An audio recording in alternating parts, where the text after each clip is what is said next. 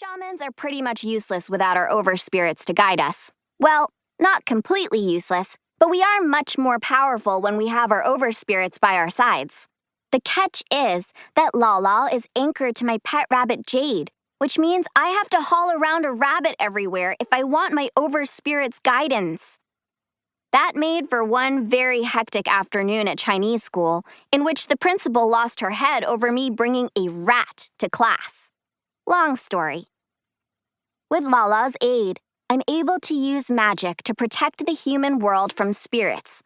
Or so it's supposed to go. By accessing my grandmother's magic, a process called combining, I managed to vanquish the rogue spirit of Hou-Yi back during the Mid-Autumn Festival. Supposedly with more training, I'll develop my powers to the level of being able to do this regularly. But so far, having my grandmother as my overspirit really means that I get lectured 24/7. I glanced down at the recipe and groaned when I realized my grandmother was right. Well, at least it's an easy fix. I scooped out another cup of flour and added it to the mixing bowl. You need more attention to detail, Winnie, my grandmother scolded. What if a rogue spirit were right under your nose and you didn't even notice? You can't compare baking cookies to capturing spirits, I protested. Lala harumphed, turning her nose up into the air. I hope you work on your attitude, too, before we go to meet the Spirit Council tomorrow morning. The Spirit Council is the governing body of the Shaman Task Force. I'd never met the Spirit Council members before, but I'd heard all about them. After I successfully captured the spirit of Hou-Yi and saved Groton, they'd summoned me to officially appoint me as a member of the Shaman Task Force. Though I'd never met the mysterious Spirit Council, my grandmother had told me enough about them that I knew they were a big deal, and that it was a big deal to meet them. They seem to oversee the operations of shamans in the human world, specifically the members of the Shaman Task Force who keep evil spirits out of Earth.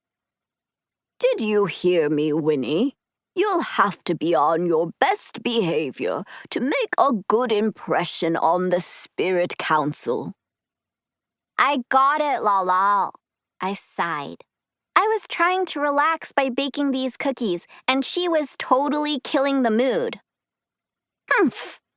You're not taking this seriously enough. Why, when I met the council for the first time, I bought a new dress and... My grandmother kept rambling, but I tuned her out and finished baking the cookies.